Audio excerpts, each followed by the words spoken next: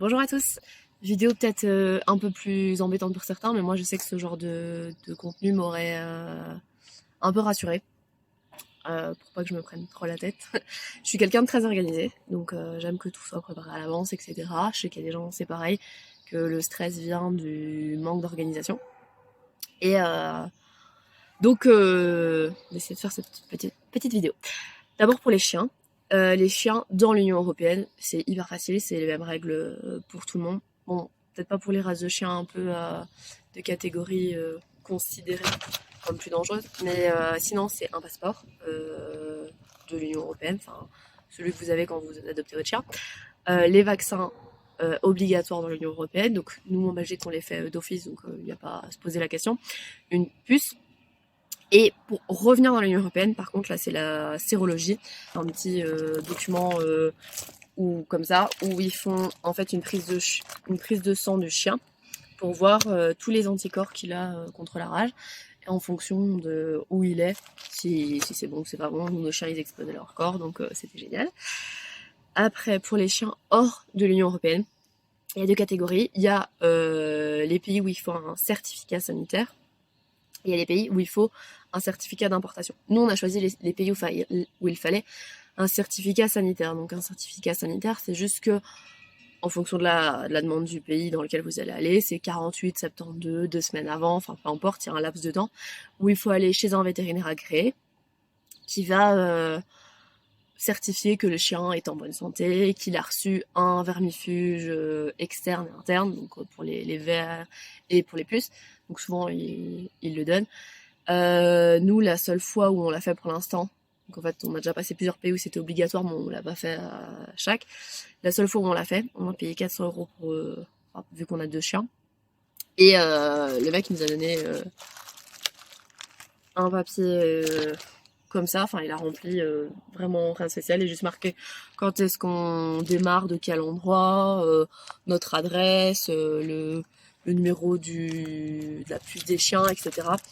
Il a pas regardé les chiens, il y en avait enfin, rien à voir. Même les vermifuges, il les a pas. C'est pas lui qui leur a mis, c'est nous qui avons dû leur donner. Donc même pas face à lui, donc il devait juste nous faire confiance. Bon, je pense qu'il a vu que on allait faire attention, mais bon. Et depuis, on a passé pas mal de pays où il y avait des certificats sanitaires. On l'a pas fait. On s'était dit au pire on se fait caler. Et à chaque fois, ils s'en fichaient, ils nous le demandaient pas. Tant qu'il y a les papiers enfin, tant qu'il y a les papiers de l'Union Européenne, ils savent que le chien est quand même, en général, souvent, quand même assez bien traité. Après, il y a aussi les certificats d'importation. Donc là, c'est beaucoup plus compliqué, et c'est pour ça qu'on voulait pas prendre ça. C'est qu'il faut passer par le ministère de l'alimentation, des animaux, de la santé, enfin, peu importe, en fonction de ce qui est demandé, pour demander si notre chien peut être importé dans le pays. Donc, il faut dire quelle race, quel poids, quel machin, quel truc, quel bidule. Il faut envoyer tous nos papiers, etc. Et faut une date précise à laquelle vous allez passer le pays. Donc, tu peux pas faire 48 heures avant comme un certificat sanitaire parce que bah, c'est un ministère, ça prend du temps. Et du coup, on voulait pas se rajouter ce stress-là, à se dire voilà, dans 3 mois il faut être là, dans 6 mois il faut être là, dans voilà. Et ça peut pas être un plus ou moins dans 3 semaines on sera là-bas. Donc du coup, on a décidé de pas faire les pays où il y avait un certificat d'importation.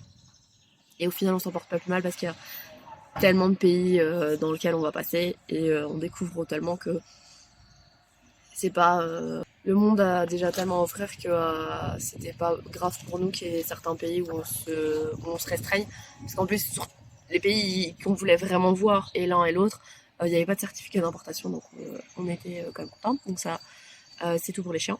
Maintenant pour nous humains, pour passer dans l'Union Européenne, bon, il n'y a pas de frontières, de passage de frontières à proprement parler, pas de douane, etc. Mais bon, c'est toujours mieux, parce qu'il y a toujours la police qui peut vous contrôler, d'avoir votre voiture en règle, votre carte d'identité, vos permis de conduire, enfin tout ce qui est important hors de l'Union Européenne, mais quand même dans l'Europe. Ce qu'il faut faire attention, c'est avec l'assurance de la voiture, parce que il y a des pays, il faut regarder en fonction de votre assurance de voiture. Donc, par exemple, là, l'Albanie, c'est qui était marqué AL, donc Albanie, mais c'était dans un carré barré. En fait, c'est parce qu'on peut demander à son assurance une extension Donc nous on l'a demandé 24 heures avant je pense. On a dit voilà on voudrait passer demain la frontière, est-ce que vous pouvez nous rajouter ça dans notre assurance? Ils nous ont pas demandé de frais en plus, donc ça c'était génial. Et ils nous ont renvoyé un autre certificat d'assurance où l'Albanie était compris dedans, et donc bah tu sais que dans le du coup t'es beaucoup plus à l'aise. Dans l'Europe souvent le permis de conduire normal il convient, faut juste vérifier. Nous ce qu'on fait avant de rentrer dans un pays qui est en Europe mais hors de l'Union Européenne, vu que les abonnements de carte de téléphone souvent ça englobe l'Union Européenne, donc il n'y a pas autant de gigas que dans le pays dans lequel vous avez acheté votre carte, mais ça suffit pour être dans le pays. Par contre, nous, on fonctionne beaucoup avec iOverlander et Park Fortnite sur nos téléphones. Du coup, on aime bien, quand on reste quelques temps dans un pays, avoir une autre carte SIM. Donc on a tous les deux un téléphone dual SIM, où on peut mettre 2 cartes en même temps. Donc ça, c'est vraiment beaucoup plus pratique que d'avoir 2 téléphones. Enfin, franchement, je le conseille. Donc ce qu'on fait, on regarde avant de partir où est-ce qu'on peut acheter une carte SIM où ce soit le plus avantageux. On regarde le taux de change et la monnaie du pays. Parce que bah, parfois on va acheter une carte SIM, ils me disent 10 000 machin truc muche, bah ça paraît énorme, mais en fait c'est rien du tout. Donc il faut quand même savoir, au moins avoir une idée à la grosse louche. Donc on met ça dans GPS, on met une banque, on met un revendeur de cartes SIM en premier. Souvent on télécharge aussi sur notre téléphone un traducteur de la langue vers notre langue, parce que au final l'anglais, il y a peu de pays où on voit que l'anglais est parlé correctement. En tout cas pour l'instant, c'est vrai que c'est un peu compliqué. Donc quand il y a une base latine, quand la langue a une base latine, c'est plus facile parce que il y a des mots où on arrive un peu à se comprendre. Quand il n'y a pas, comme là par exemple l'Albanie, ça a une langue qui ne pas du tout. Ou Bosnie, bah là comme ils parlent pas l'anglais, que bah nous c'est anglais ou français, on a un traducteur et souvent ça se passe très très bien. Et ce qu'il faut regarder aussi, c'est les règles, parce que chaque pays a ses propres petites règles. Bon, en général, ça reste souvent les mêmes, mais par exemple là, il y a beaucoup de pays où il faut les feux de croisement tout le temps, obligatoire, et ils vous mettent des amendes si vous ne le faites pas. Donc il y a même des pays où on voit vraiment le code de la route, priorité de droite, etc. Normalement, c'est l'application, en fait, personne ne l'applique, enfin tout le monde fait un peu à sa sauce. Mais par contre, les feux de croisement, genre, il faut faire hyper attention.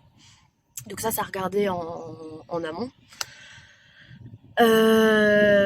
Après, il y a les pays hors de l'Europe. Donc là, ça va être chaque pays va avoir souvent ses propres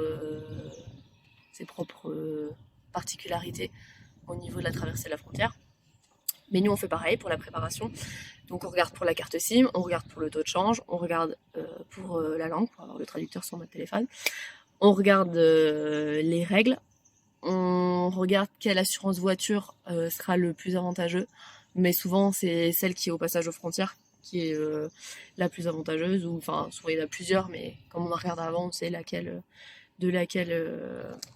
par laquelle on va prendre. Faut toujours, bon ça entre guillemets, j'aurais même pas le dire, mais vérifier que votre passeport est toujours valable, parce que c'est quand même, c'est toujours 6 mois, il faut qu'il soit valable 6 mois, même après. Ils préfèrent. Il y a beaucoup de pays où il faut le permis de conduire international. Donc nous, on l'avait fait au préalable, fait faire en Belgique. Ça n'avait pas coûté très cher, c'est vraiment pas, enfin, ça n'a pas changé grand chose. Et puis en général, les pays où, enfin pour l'instant, tous les pays où il y avait besoin, ils nous l'ont pas demandé. Ils se disent voilà, ils ont un permis, donc c'est bon. Ce qu'on prévoit aussi, c'est qu'il y a des pays où les médicaments sont pas les mêmes, où il y a parfois des trafics, etc. Donc nous, ce qu'on a, c'est tous les médicaments qu'on a. On a une prescription, on a demandé à notre médecin, on a acheté tous des nouveaux médicaments avant de partir, donc du coup on a eu tout, enfin il a juste eu à sortir les prescriptions. Parce que moi par exemple, je suis allergique à la pénicilline et à tous les dérivés. Donc du coup, bah, j'ai à l'avance des médicaments pour des antibiotiques au cas où j'arrive dans un pays où il n'y a que la pénicilline. Et il y a beaucoup de pays qui ne jurent que par ça. Et comme je suis allergique, bah, je l'ai à l'avance, mais voilà, ça peut être trafic, ça peut être machin. Donc on a ça au cas où. Souvent ils demandent, vous en avez, on dit oh non, pas vraiment, enfin. Et puis, ou alors on montre, et puis bah il y a tellement qu'ils ont pas envie de regarder, ils ont pas que ça à faire entre guillemets. Faut regarder aussi avant de passer à un pays, vu que c'est hors de l'Union européenne, vu que c'est hors de l'Europe, c'est tous les vaccins, mais les prophylaxies à prendre. Par exemple, la malaria, il y a pas de vaccin, c'est une prophylaxie à prendre avant, mais faut le savoir. Faut le savoir bien avant, parce que des vaccins, ça se fait pas 48 heures avant. Donc nous, on a fait tous les vaccins. Enfin, en fait, on a été dans une clinique du voyage, on a montré toutes nos étapes, tous les pays dans lesquels on allait passer. Et ils nous ont, eux, dit quel vaccin il fallait faire, quels médicaments il fallait avoir, ce à quoi il fallait faire attention, etc. Donc ils nous ont bien aidés, ils nous ont bien conseillé, même sur les filtres qu'il fallait avoir, etc. On a, on a une carte de vaccination basique depuis qu'on est, tout petit, enfin comme tout le monde, pas comme tout le monde, mais comme beaucoup de gens. Ma Pierre, par exemple, lui, il l'avait plus. Enfin, il avait rien dessus, il avait genre un truc dessus quand il était bébé. Et donc on a notre carnet de vaccination normal, mais il y a des pays où, avec tous les vaccins qu'on a fait, où c'est conseillé de faire certains vaccins, par exemple la rage, etc. Mais où c'est pas obligatoire. Tandis que, par exemple, la fièvre jaune, il y a des pays où c'est obligatoire, donc ils vous demandent le certificat. Bah, je suppose qu'ils ne veulent pas qu'il y ait trop de gens qui meurent dans leur pays. Quelle autre raison, je sais pas. Donc moi, ce que j'ai fait, c'est qu'en fait, j'ai tout un tas avec tous les pays qu'on va voir. Donc là, bon, ils ont vécu, ils ont été... voilà, c'est pas grave. Genre là, l'Albanie. J'ai tout ce que la Belgique et la France indiquaient, conseillaient par rapport à l'Albanie, que ce soit pour la route, les documents, la monnaie, genre la criminalité, le mode de paiement, les vaccins à faire, ce qu'il faut faire attention, enfin voilà.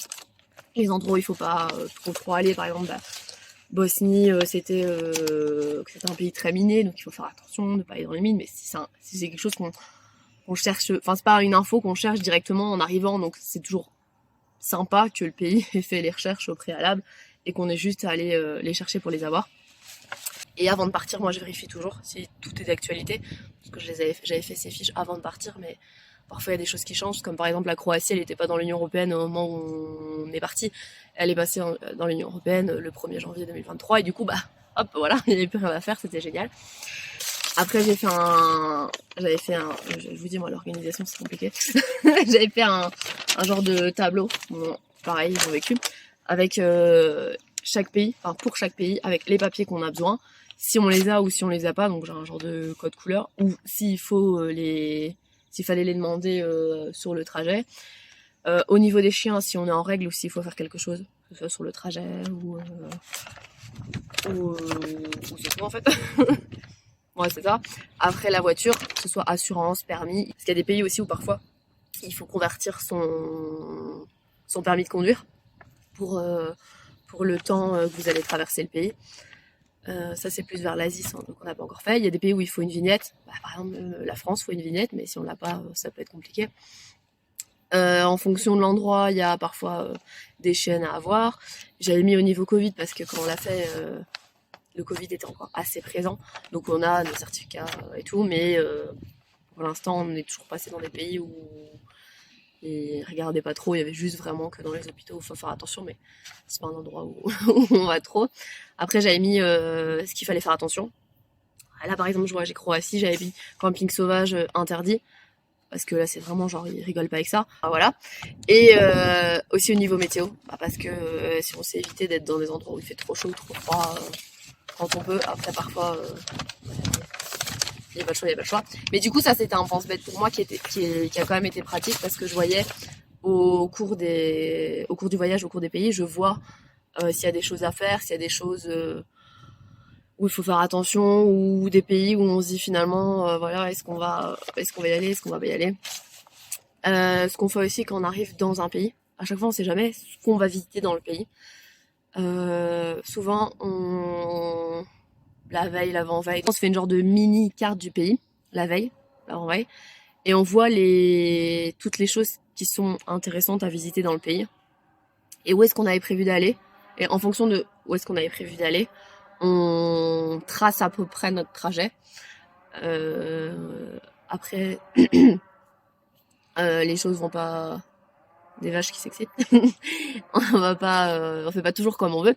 Mais ça nous aide de savoir, voilà, si par exemple le pays fait une forme comme ça et qu'il y a que un truc là-bas au bout, bah on va pas, voilà, sauf si c'est vraiment un coup de cœur, on va pas faire 40 000 kilomètres juste pour arriver pour voir un seul truc. Et puis il y a plein d'endroits comme ça qu'on avait vu en photo, on se dit, waouh, ça a l'air trop beau et tout, enfin vraiment, ça a l'air magnifique, il y a personne sur les photos et en fait on arrive et il y a un monde de fou, ou alors c'est pas du tout comme les photos, parce que déjà, la vue, si elle est aérienne ou si on est au niveau de l'endroit qu'on veut voir, c'est pas du tout la même chose. Personnellement, préférer à l'avance un peu tout.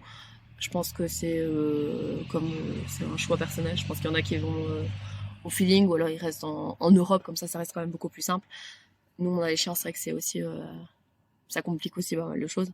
Mais donc voilà, j'espère que ça peut rassurer certaines personnes. Le plus important, c'est de rester gentil, poli, avenant aux frontières. Minimum souriant, bon, faut pas en faire des caisses parce que sinon ça fait encore plus bizarre. Mais si vous savez que vous êtes dans les règles, que vous savez rien, par exemple, je sais qu'il y a des pays où faut pas voler du sable ou des cailloux qui viennent d'un monument, parfois il y a des petites pierres. Bah voilà, ne le faites pas et respectez. Tant qu'il y a du respect des deux côtés, bah tout se passe très bien, y a pas de stress à avoir. Et il faut pas se dire que le monde est fermé. C'est pas parce qu'il y a une paperasse ou deux à faire. De toute façon, maintenant, dans le monde, peu importe ce que vous voulez faire, il y a toujours de la paperasse. Et c'est pas parce qu'il y a un petit peu de paperasse à faire que ça vaut pas le coup de passer cette frontière. Que ce soit par la terre ou par l'air, par bateau, peu importe.